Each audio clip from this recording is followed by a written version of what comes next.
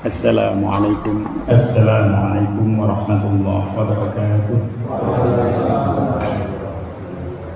Bismillahirrahmanirrahim. Alhamdulillahirabbil alamin. Wassalatu wassalamu ala Muhammadin wa ala alihi wa sahbihi ajma'in. Subhana la ilma lana illa ma 'allamtana innaka antal alimul hakim. Yang sama-sama kita muliakan Ketua Pembangunan Masjid Hidayah, para pengurus DKM, Ketua MT, dan juga para pengurus Majelis Ta'lim, para sesepuh dari Bukit Widiria maupun dari tempat-tempat yang lain, yang semoga Allah Subhanahu wa Ta'ala meridhoi kehadiran kita di tempat yang mulia ini, menjadikannya sebagai wasilah untuk menambah kesehatan, keafiatan, dan keistiqomahan kita di dalam menjalankan perintah Allah dan juga menjauhi larangan-larangan. Amin ya rabbal alamin. Pagi ini insya Allah akan kita lanjutkan kajian tafsir surah Al-An'am ayat 59. Surah Al-An'am, surah yang ke-6 ayat 59.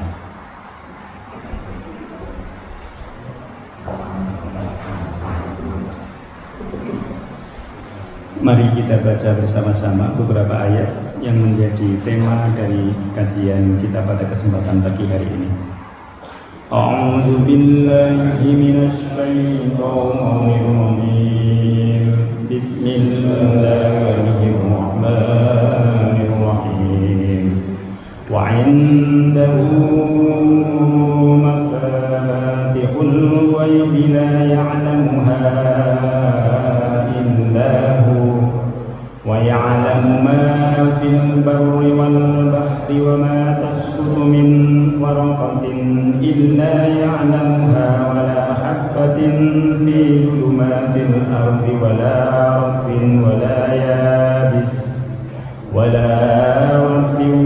وَلَا يَابِسٍ إِلَّا فِي كِتَابٍ مُبِينٍ وَهُوَ الَّذِي يَتَوَفَّاكُم بِاللَّيْلِ وَيَعْلَمُ مَا جَرَحْتُم بِالنَّهَارِ ثُمَّ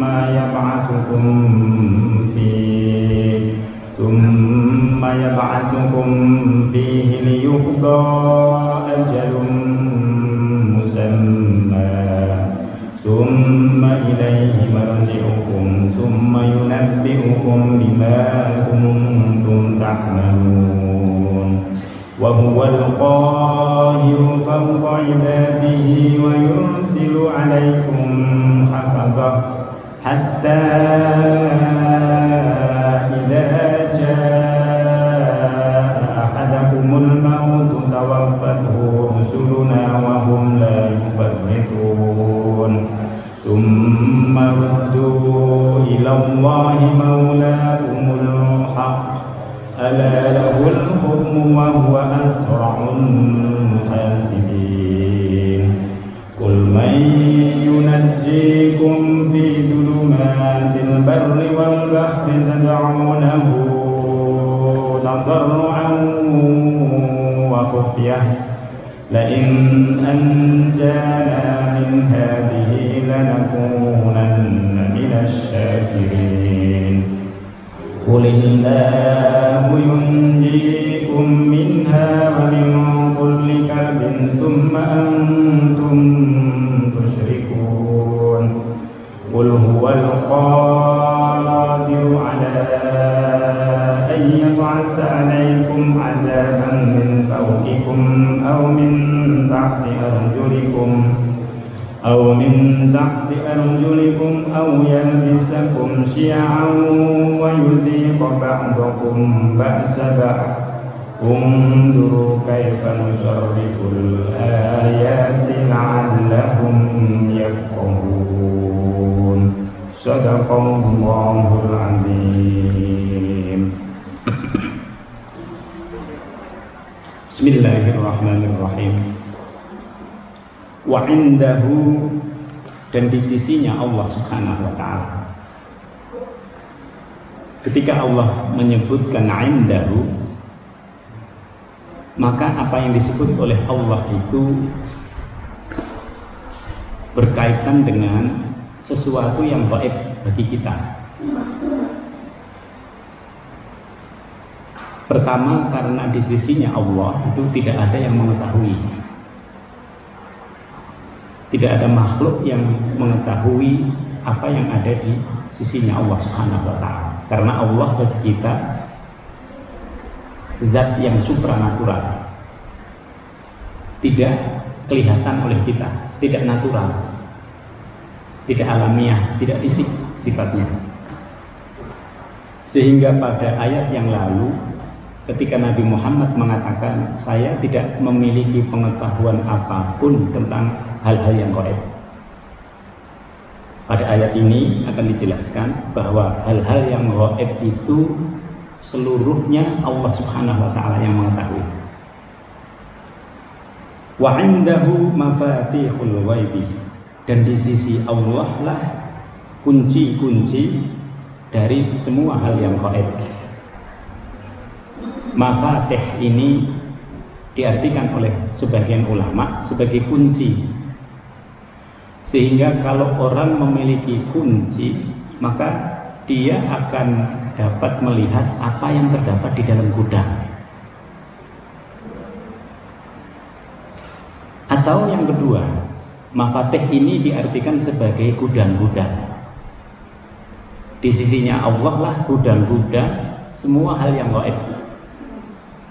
Ketika Allah menyebut mafatih itu kemudian diartikan oleh para ulama sebagai gudang-gudang, berarti kalau dia punya gudang, ya dia otomatis punya kuncinya. Sehingga maknanya sama. Mafatih diartikan sebagai gudang-gudang atau mafatih diartikan sebagai kunci-kunci. Intinya yang mengetahui yang gaib itu hanya Allah. Di sisinya lah semua hal yang gaib itu tidak gaib. Para ulama kemudian membagi hal yang gaib itu ada dua. Yang pertama, gaib yang mutlak, yang kita semua tidak mengetahuinya. Apa yang akan terjadi nanti, habis ini kita tidak mengetahui. Mutlak. Kapan kita diwafatkan oleh Allah? Mutlak. Dulu sebelum kita menikah, kita tidak tahu siapa kira-kira calon pasangan kita, mutlak. Ada gaib yang nisbi, gaib yang dia sifatnya tidak mutlak. Misalnya di saku bapak ibu sekalian itu yang mengetahui hanya bapak. Kita yang di sini tidak tahu, walaupun kelihatan itu ada kertas, apakah itu kertas tulis atau itu uang. Kalaupun dia uang, kita tidak tahu berapa jumlahnya. Yang mengetahui yang bersangkutan. Di hati kita saat ini, hati ini selalu berbicara, memiliki kata-kata, walaupun kata-kata itu tidak berbentuk seluruhnya dalam ucapan-ucapan kita. Jauh lebih banyak kata hati daripada kata lisan. Yang mengetahui kata hati itu hanya yang bersangkutan dan Allah Subhanahu wa Ta'ala. Yang lain tidak tahu. Kita melihat orang datang, kita melihat wajah orang, hati kita sudah berkata-kata dan orang tidak tahu. Oleh sebab itu kadang apa yang tampak di muka dengan apa yang terdapat di dalam hati berbeda. Karena memang apa yang terdapat di dalam hati itu tidak ada orang yang mengetahuinya. Allah Subhanahu wa Ta'ala itu mengetahui seluruhnya, termasuk yang kita rencanakan, termasuk kata-kata yang ada di dalam hati kita. Maka di sini disebutkan wa 'indahu mafatihul ghaibi la ya'lamuha illahu. Tidak ada yang mengetahui tentang hal-hal yang gaib, baik yang mutlak ataupun yang nisbi itu kecuali hanya Allah Subhanahu wa Ta'ala. Makanya kalau kita berdoa kepada Allah dan doanya itu tidak memerlukan proses yang panjang, kita sering menyebut, ya Allah, dari sisimu kita minta dari sisimu. Karena sudah kita pikir bahwa hukum keduniaan ini panjang, melalui proses. Supaya tidak melalui proses, kita sering mengatakan dari sisimu ya Allah, min ladunka, ya Allah saya minta dari sisimu rahmat, min ladunka rahmatan, dengan memutus hubungan-hubungan yang ada di dunia. Ini pernah diajarkan oleh Rasulullah SAW ketika perang Badar. Ketika perang Badar itu Nabi menyadari jumlah kaum muslimin sedikit, hanya 300 orang. Musuhnya itu 3 kali lipat, 1000 orang. Sehingga Nabi berdoa kepada Allah Subhanahu wa Ta'ala, ya Allah kami minta dari sisimu agar pasukan ini dimenangkan. Bagaimanapun caranya, terserah. Kalau sampai pasukan ini dihancurkan oleh orang-orang kafir, tidak tegak lagi kalimat Allah di muka bumi ini. Kita dalam keadaan tertentu juga bisa berdoa seperti itu. Adapun doa-doa yang umum itu berproses. Kita menggunakan kalimat Rabbana atina fid dunya hasanah. Ya Allah, berilah kami ini kebajikan di dunia dengan beramal soleh, dengan semuanya kita proses. Wa fil akhirati hasanah, juga di akhirat juga berproses. Ayat yang pertama, kalimat yang pertama, kata yang pertama ini, wa indahu mafatihul ghaibi la ya'lamuha illahu, artinya di situ seluruh hal yang gaib Allah mengetahui. Lalu Allah memadukan dengan hal yang zahir.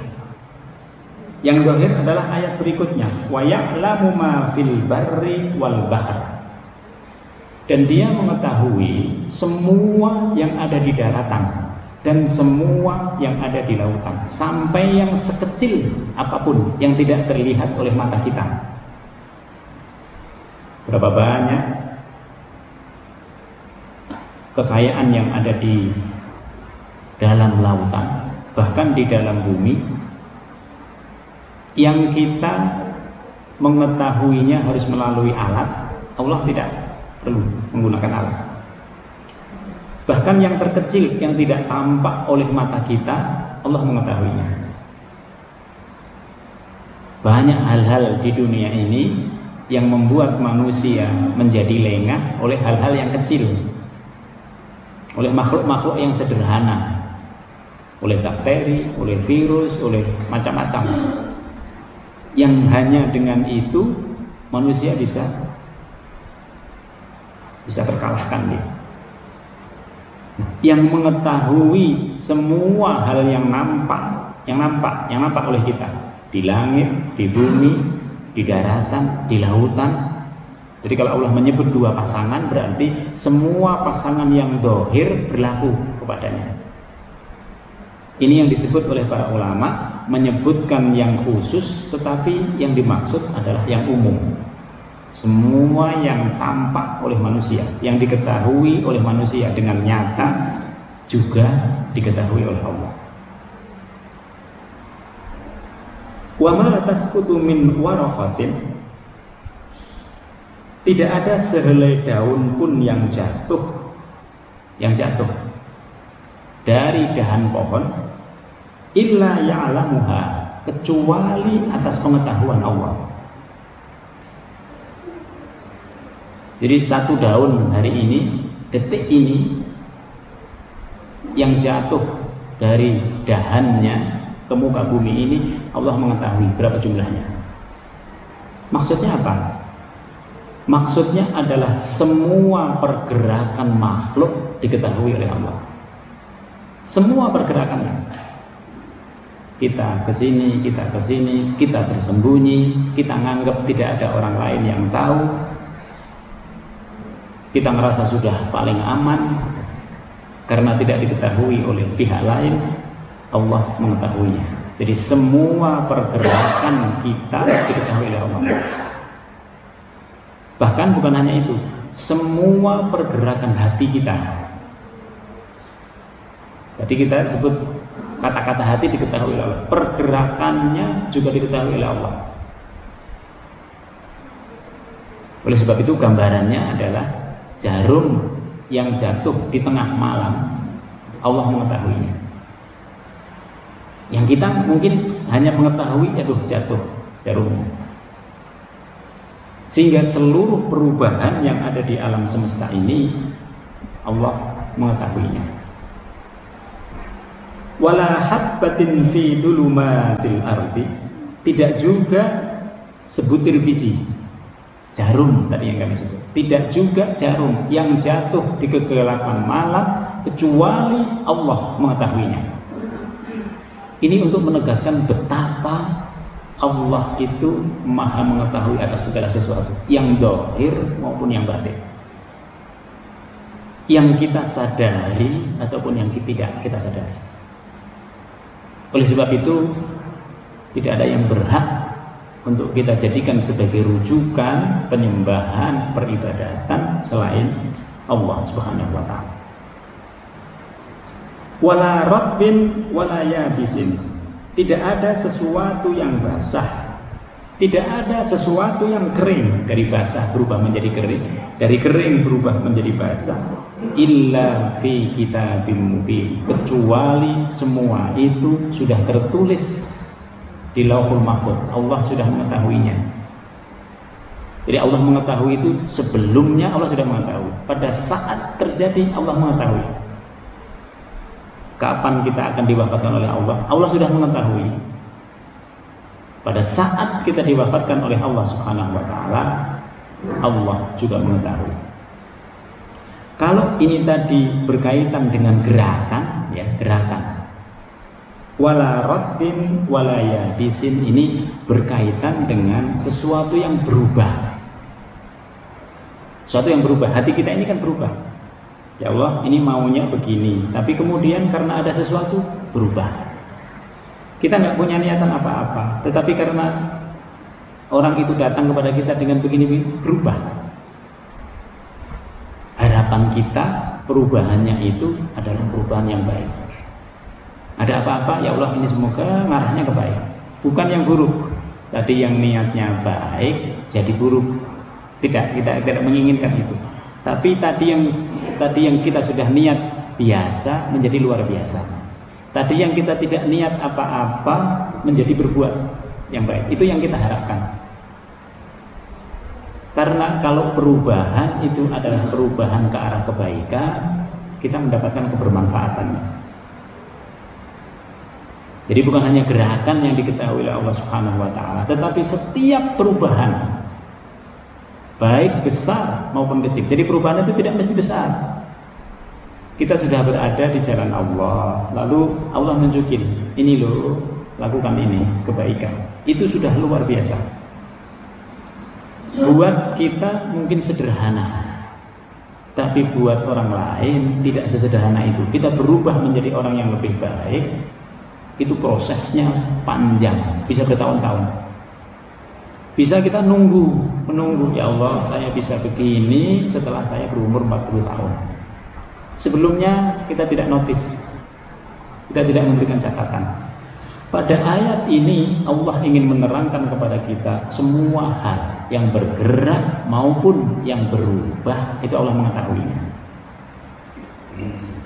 Karena itu kita selalu berdoa, ya muqallibal qulub, tsabbit qulubana ala dinika wa syukrika wa husni ibadatik. Wahai zat yang membolak-balikkan hati, tetapkan bolak-baliknya hati kita itu pada ketetapan untuk selalu istiqomah beribadah kepada-Mu.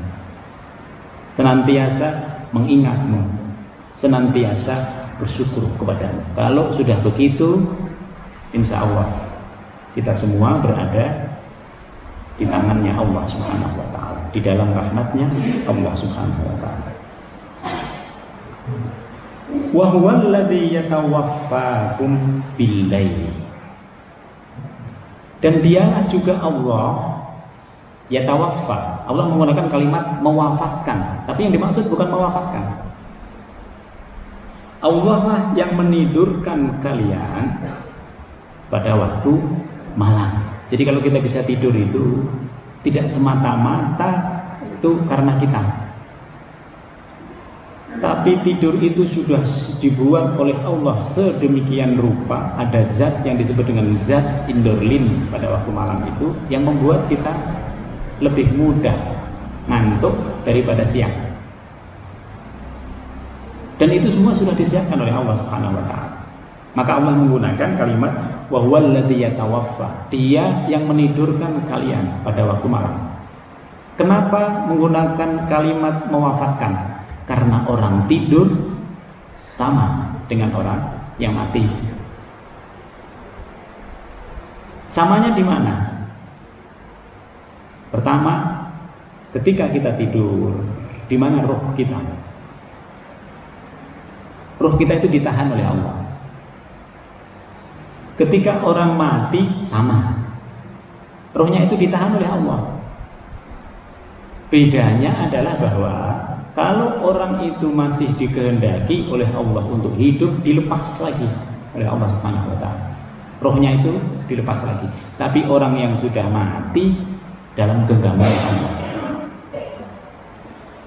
Yang kedua, orang yang tidur dengan orang yang mati itu sama-sama tidak bergerak.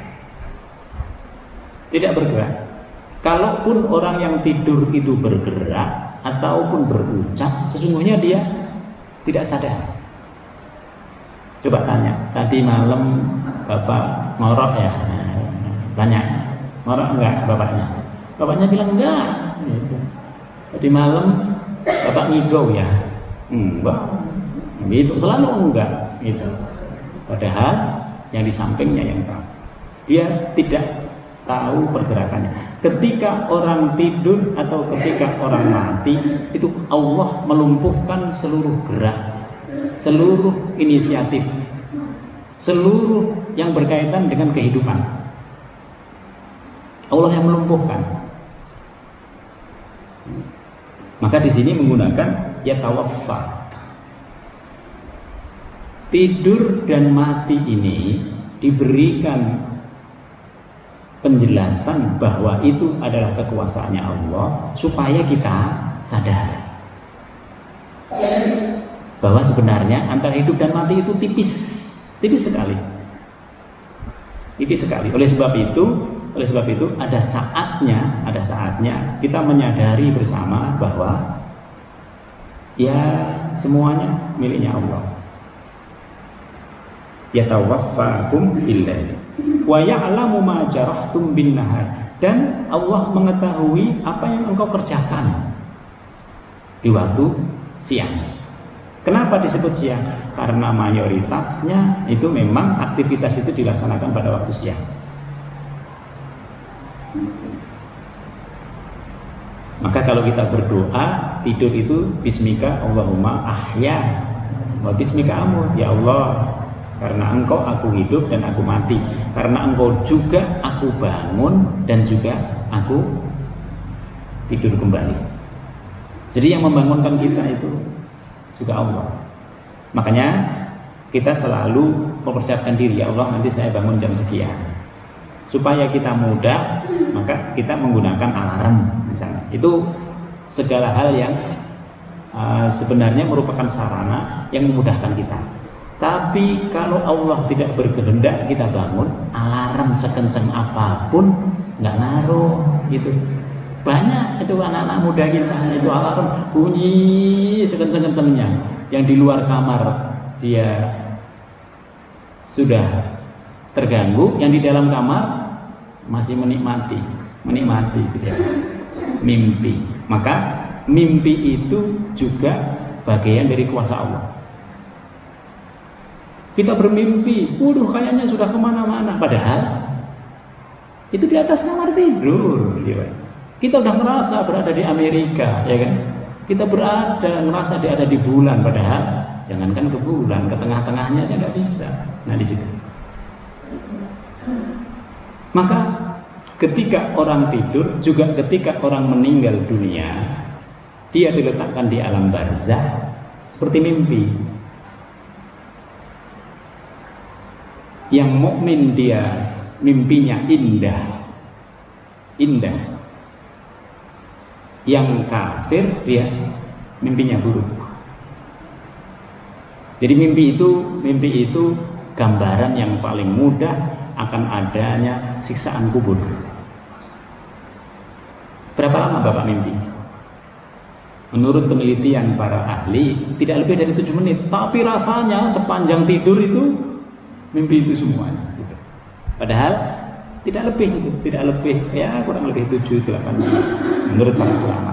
Tapi itu pun sudah bisa kemana-mana, seakan-akan sudah menjelajah ke seluruh dunia. Padahal nah, itu hebatnya kekuasaan Allah ketika orang tidur itu diberikan mimpi. Itu juga untuk menunjuk kepada kita bahwa gampang bagi Allah itu untuk memberikan siksaan, untuk memberikan pahala, kenikmatan kepada orang yang berada di alam kubur yang hanya 1 meter kali 3 meter mungkin, atau 2,5 meter, yang kelihatannya sesak.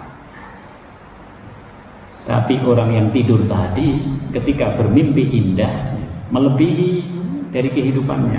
Nanti sama ketika orang berada di alam barzah juga begitu. Nah, kita berharap di alam barzah itu kita mendapatkan balasan-balasan kebaikan dari yang kita lakukan. Summa yab'atsukum fi. Lalu Allah membangunkan. Ini juga sama. Bangun ketika kita sudah tidur dengan bangun dari alam barzah nanti sama. Maka kalimat yang digunakan oleh Allah itu sama. Seakan-akan Allah ingin menyatakan kepada kita, sebenarnya hidup kembali itu sudah sering kita lakukan. Bangun tidur kita itu hidup kembali.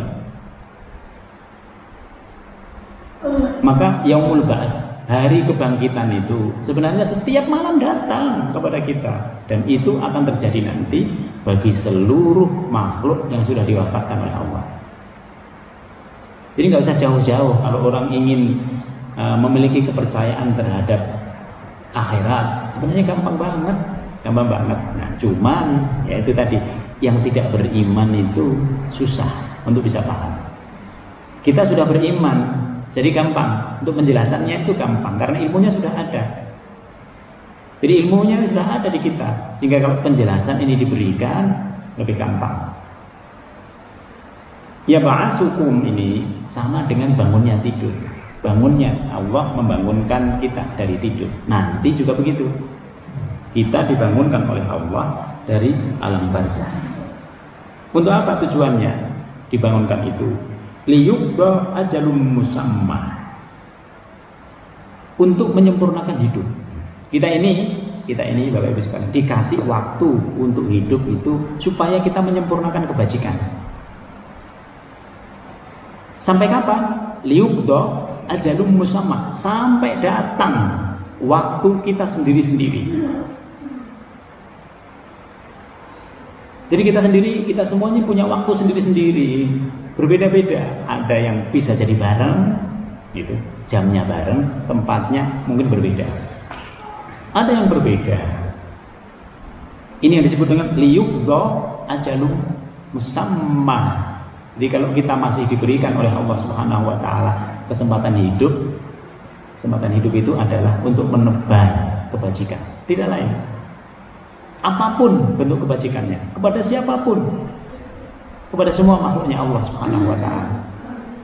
Kalau ajalnya itu sudah datang, la yastakhiruna sa'atan wa la yastaqdimun. Enggak bisa dimundurkan sedikit, enggak bisa dimajukan sedikit, juga tidak bisa. Dan kalau ajalnya itu sudah datang, kita sudah nggak punya kreasi, kita nggak bisa merencanakan apa-apa.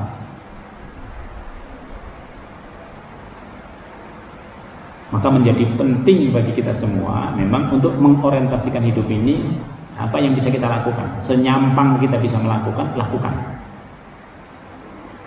Ada profesor kami di PTIG itu, setiap kali beliau diundang, beliau mau.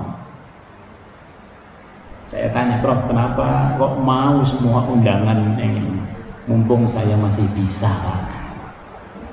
Ada saatnya saya nggak bisa.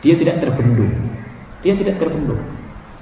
Ada orang yang sudah dizolimi sedemikian rupa, tetapi dia tetap yang jadi. Itu disebut dengan al-qahir. Oleh sebab itu kadang kita melihat, ya Allah, dengan bersusah payah akhirnya dia sampai ke situ.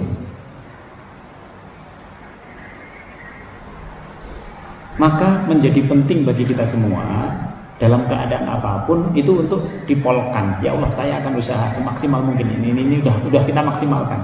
Tetapi kalau kemudian yang dikehendaki oleh Allah terjadinya seperti itu, nah kita terima. Tidak bisa lagi kita mengandai-andai, seandainya begini, seandainya tidak. Semua perjalanan yang ada pada kita itu sudah diketahui oleh Allah Subhanahu wa taala. Maka lakukan semaksimal mungkin. Kalau sudah terjadi qadanya, kembalikan kepada Allah. Kembalikan kepada Allah. Kita harus berusaha semaksimal mungkin. Supaya apa? Supaya puas. Supaya puas. Jadi penting kita ini memuaskan diri kita dengan mengusahakan semaksimal mungkin. Kita udah usaha maksimal, lalu kemudian Allah menentukan ketentuannya. Udah, ya Allah, kita kembalikan kepada. Kalau kita ini standarnya adalah kita puas, itu menjadi sesuatu yang membahagiakan kita. Ya Allah, alhamdulillah, sudah begini, sudah begini, sudah begini. Tapi kalau kita tidak puas, kita masih, ya Allah, ingin mengganti dengan yang lain. Nah, di situ. Wa huwal qahiru fawqa ibadih. Usaha apapun yang dilakukan oleh manusia, semua bisa dikalahkan oleh Allah. Makanya bersandarlah kepada Allah. Nanti disebut huwa maula. Dia adalah Tuhan kita. Maula itu orang yang paling dekat, yang kalau ada apa-apa yang bisa menyelesaikan sesuatu, itu maula. Dia yang bisa menyelesaikan segala sesuatunya, karena dia langsung. Wa yursilu alaikum hafadah. Jadi walaupun kita tidak mengetahui yang gaib, maka kita harus menyandarkan semua itu kepada Allah. Ayat ini mengajarkan kita seperti itu. Supaya apa? Supaya hati kita selalu bisa kepada Allah. Wa yursilu alaikum hafadah. Dan dialah yang mengutus kepadamu malaikat-malaikat pemelihara, malaikat-malaikat penjaga. Sebagian mufassir mengatakan dialah Raqib dan Atid. Tetapi bukan hanya itu. Banyak dari mufassir mengatakan kita ini banyak sekali ditolong oleh malaikat-malaikat penjaga, malaikat-malaikat pemelihara kita. Harusnya tabrakan, nggak jadi tabrakan. Harusnya kita kesandung, tapi nggak jadi itu kesandung. Harusnya terjadi peristiwa yang tragis, tapi diringankan oleh malaikat. Itu yang menyuruh adalah Allah. Banyak sekali dalam kehidupan kita itu dimudahkan. Ketika dalam keadaan sulit kita dapat sesuatu. Ketika dalam keadaan ini kita, ya Allah, kita udah berdoa dapat ini. Sering kita sebut ini kebaikan anak soleh yang kita sebut itu. Di dalam alam semesta ini, selain ada sunnatullah, ada inayatullah. Ini dalam tafsir. Orang lain yang tidak beriman hanya mengenal sunnatullah. Misalnya kita rombongan dalam satu bis yang besar, lalu kemudian kecelakaan, meninggal semua. Sunnatullah. Ya, ketentuan Allah secara umum ya begitu. Masuk akal. Tetapi kalau di situ masih ada satu orang, dua orang, tiga orang yang selamat, itu inayatullah. Ini yang disebut dengan wa yursilu alaikum hafadah. Allah yang mengutus.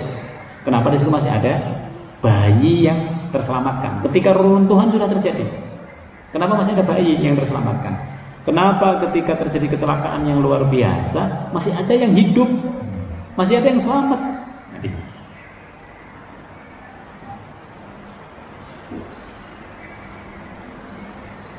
Karena termasuk kuasa Allah adalah mengutus pemelihara-pemelihara, dan ini adalah para malaikat. Hatta idza jaa ahadakumul mautu, sehingga apabila kematian itu datang kepada salah seorang di antara kalian, tawaffathu rusuluna, malaikat-malaikat kamilah yang mencabut nyawanya. Jadi kematian itu Allah yang menentukan, tetapi di dalam pelaksanaannya Allah nanti yang memerintahkan kepada malaikat pencabut nyawa untuk mencabut nyawa dari masing-masing kita.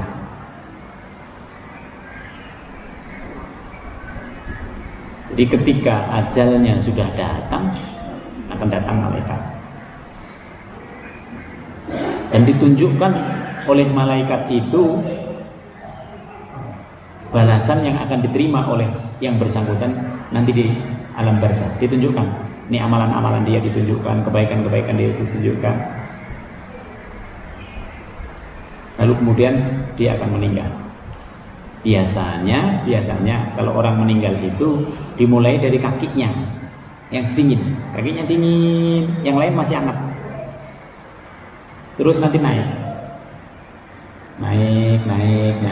gitu, terus nanti naik. Kalau sudah setengah badan, terus itu akan naik. Badannya yang mulai dari pusar ke atas ini masih hangat.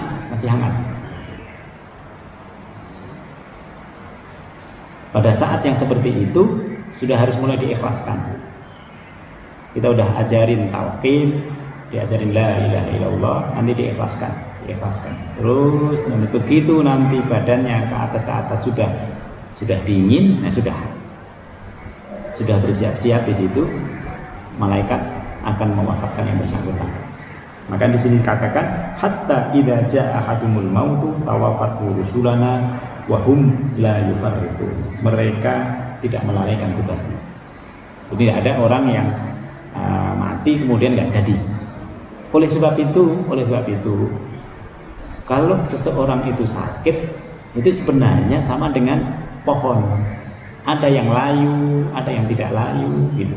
Ada yang ketika layu itu nanti bisa segar kembali, ada yang setelah layu itu nanti langsung mati. Semuanya itu urusannya pada Allah.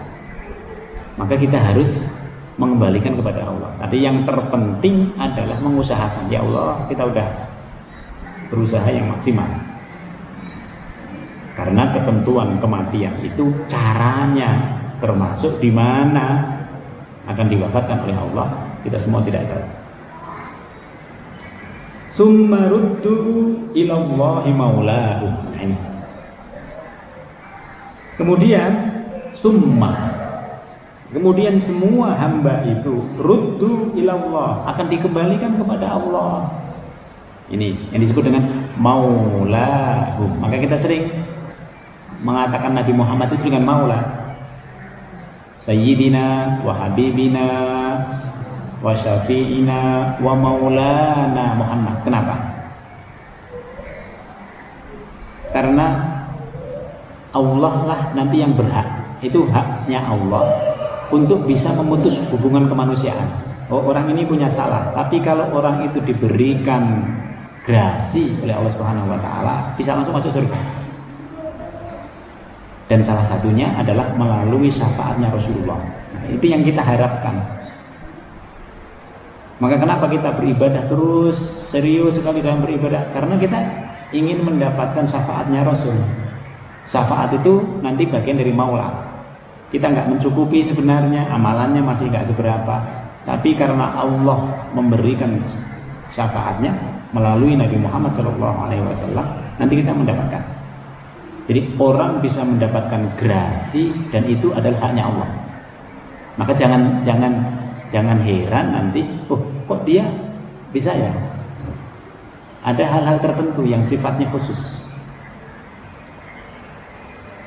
Kita berharap semua mendapatkan syafaat, Itu dari Allah Subhanahu wa taala. Maka ketika sudah berada di sisi Allah, itu haknya Allah. Summa ruddu ilallah maulahum. Maula itu di sini diartikan dia adalah tuan, penguasa, orang yang kalau sudah berkehendak tidak ada lagi yang bisa menghalangi. Kalau presiden itu memberikan gerasi ya, yang harusnya dia masuk ke dalam penjara 10 tahun bahkan mungkin seumur hidup, bahkan mungkin harus dihukum mati, tapi kalau gerasi diberikan nggak jadi. Sama, nanti ada orang yang dengan rahmatnya Allah Subhanahu wa taala itu masuk surga. Kita berharap termasuk orang-orang yang mendapatkan syafaat. Oleh sebab itu kenapa kita sering mengatakan, ya Allah jadikanlah orang yang meninggal ini dari umat Muhammad, dari ahlul Quran. Karena kita berharap banget ada di antara salah satu yang kita doakan itu dia masuk di dalamnya.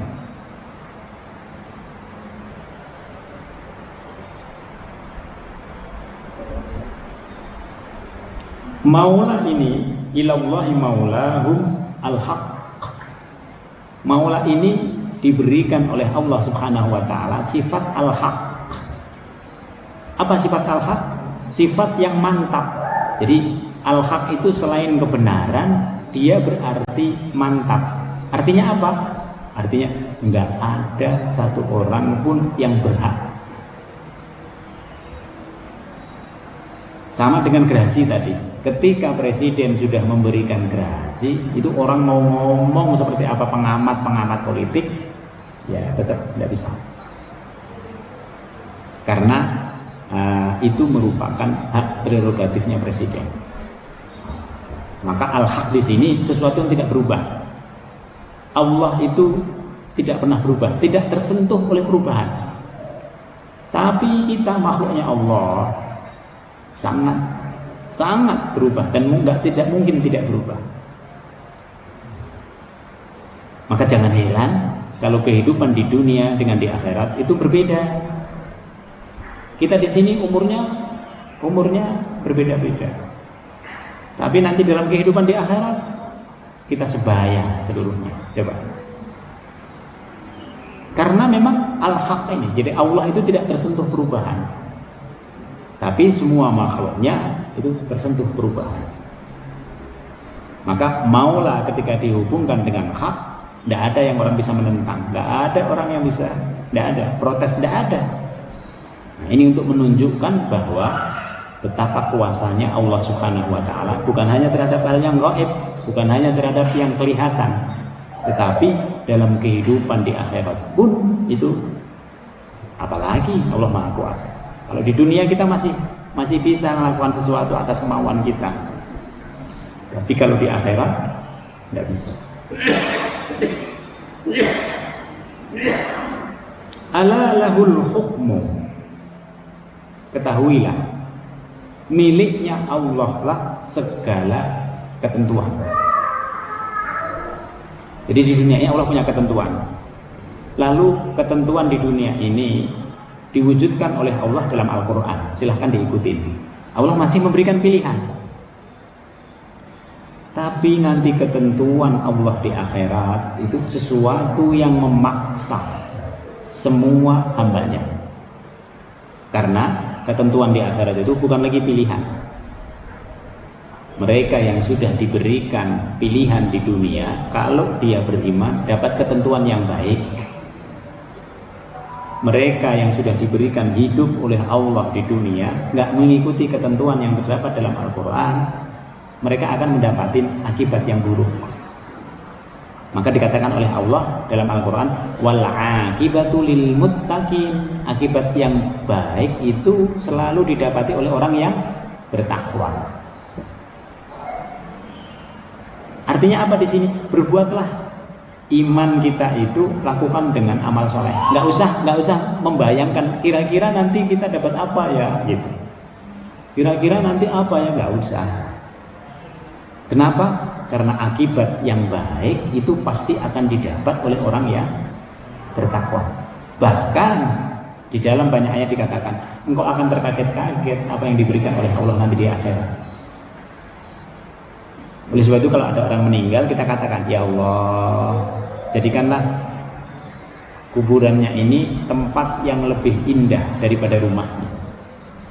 Kumpulkanlah dia dengan orang-orang yang lebih menyayangi daripada yang menyayangi di dunia. Kita menganggap bersama kita dia disayangi, ya kan? Tapi sebenarnya bersama Allah dia lebih dari itu. Nah, itu yang harus ada pada kita. Kita menganggap dengan berada pada sisi kita, dia kita cintai. Tetapi sebenarnya dia di sisi Allah lebih dari itu. Nah, ini yang kita harapkan. Maka orang-orang yang telah mendahului kita itu kita harapkan seperti itu. Dia lebih baik dari sisi tempatnya, dari sisi orang-orang yang menyayanginya, dari sisi semuanya. Karena di dunia masih ada hukum sebab akibat, di akhirat tidak. Wa huwa asra'ul hasibin, dan dialah zat yang cepat di dalam membuat perhitungan. Nanti ada yang disebut dengan yaumul hisab. Maka ulama-ulama itu meletakkan nanti setelah alam barzah, hari kebangkitan. Setelah hari kebangkitan, perhitungan amal, gitu. Terus dibuat oleh para ulama itu, dibuat sedemikian rupa, diletak-letakkan. Supaya apa? Supaya kita paham. Oh, nanti prosesnya begini. Sampai pada saatnya ketika kita sudah dimasukkan oleh Allah ke dalam surga, nanti kita bertanya, mana pasangan saya, mana keluarga saya, mana kawan-kawan kita yang bersama-sama kita menjalankan ketaatan kepada Allah Subhanahu wa taala.